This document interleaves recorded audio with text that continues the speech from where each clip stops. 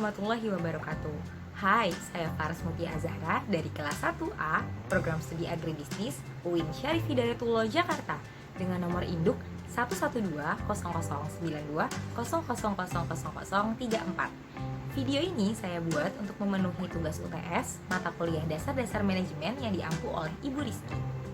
Nah, kali ini saya berkesempatan untuk mewawancarai seorang manajer divisi IT dari PT Arwana Keramik. Sebelumnya, saya akan menjelaskan secara singkat tentang PT Arwana Keramik. PT Arwana Keramik merupakan perusahaan multinasional yang bergerak dalam bidang industri keramik.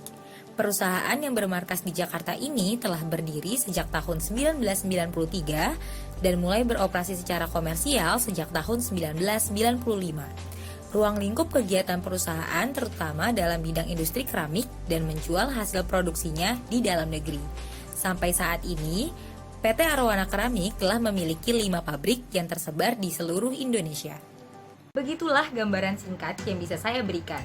Saya jadi penasaran, kira-kira gimana ya bidang IT di perusahaan sebesar PT Arwana Keramik ini menjalankan aktivitasnya di masa pandemi seperti saat ini? Seperti yang kita ketahui, semenjak virus corona mewabah, pemerintah menganjurkan untuk WFH, yang artinya ruang gerak kita menjadi sangat terbatas. WFH juga dapat menimbulkan kendala-kendala bagi perusahaan yang belum siap secara teknis, karena WFH menuntut perusahaan untuk memindahkan kegiatan dari offline menjadi online. Lantas, bagaimana ya dengan divisi IT di PT Arwana Keramik ini? Kalau gitu, langsung saja kita mulai wawancaranya. Materi wawancara ini adalah pengaruh eksternal dari pandemi COVID-19 dan pengambilan keputusan untuk WFH. Pandemi COVID-19 ini dapat berpengaruh terhadap kinerja sebuah perusahaan karena banyak perubahan yang terjadi secara signifikan. Pandemi ini termasuk ke dalam masalah tak terstruktur, yaitu masalah yang masih baru dan informasinya masih ambigu. Dalam situasi seperti ini, dibutuhkan peran seorang manajer untuk mengambil keputusan agar perusahaan dapat tetap berjalan dalam situasi yang berbeda. Salah satunya yaitu WFH. Narasumber saya kali ini adalah Bapak Restian Sardilah selaku IT Manager di PT Arwana Keramik. Saya izin bertanya ya Pak, seperti yang kita ketahui pandemi ini merupakan faktor eksternal yang dapat mengancam berjalannya kegiatan dalam perusahaan. Untuk divisi IT sendiri, kira-kira apa dampak yang Bapak rasakan? Oke, dampak WFH pada saat ini ke bagian IT itu tidak terlalu berdampak besar. Karena sebagian besar sistem yang ada di perusahaan kami itu sudah terintegrasi ke dalam sebuah sistem ERP, di mana kami bisa melakukan semua hal itu dikendalikan dari jarak jauh. Dan pada proses manufacturing kami hampir 80% sistem itu sudah menggunakan ERP. Jadi hanya beberapa proses produksi aja yang masih memerlukan penanganan human di on the spot langsung. Baik, ternyata dampaknya tidak terlalu besar ya Pak. Kalau gitu, apakah ada tantangan yang dialami oleh divisi IT selama WFH ini berlangsung? Jadi tantangan yang kami hadapi pada saat WFH ini terjadi ketika ada trouble pada hardware. Karena kalau udah terjadi trouble pada hardware itu, kita nggak bisa tanganin langsung dari jarak jauh. Nah, penanganannya itu untuk analisa masalah, untuk penanganan penggantian spare part atau penggantian hardware, itu harus dilakukan di tempat yang bermasalah. Nah, tantangannya itu ketika tim yang terkait sedang WFH, ya mau nggak mau mereka harus tetap datang untuk troubleshooting apa yang lagi problem di pabrik. Wah, ternyata kendala yang dialami sebagian besar sudah dapat teratasi ya Pak. Berarti keputusan yang Bapak ambil bisa dibilang tepat dong. Kalau gitu, saya boleh tahu dong bagaimana proses perencanaan untuk mempersiapkan WFH ini, lalu keputusan dan kebijakan apa yang Bapak keluarkan setelahnya? Jadi rencana yang kami persiapkan untuk menghadapi WFH ketika ada anjuran dari pemerintah, untuk rencana jangka pendeknya yaitu mengatur tim agar semua personel itu dapat kebagian WFH, dan tentu harus mengikuti aturan pemerintah juga, yaitu 50% kehadiran dan 50% lagi WFH. Dan untuk rencana jangka panjangnya itu membuat backup planning.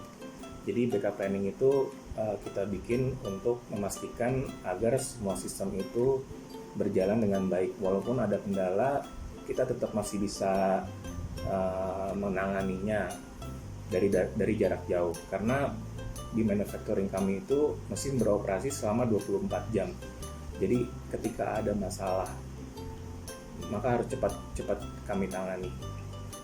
Karena kalau nggak ditangani, untuk berhenti selama 5 menit aja mesin itu tidak boleh, karena memang benar-benar harus non-stop. Jadi kami harus tetap membuat backup planning untuk sistemnya.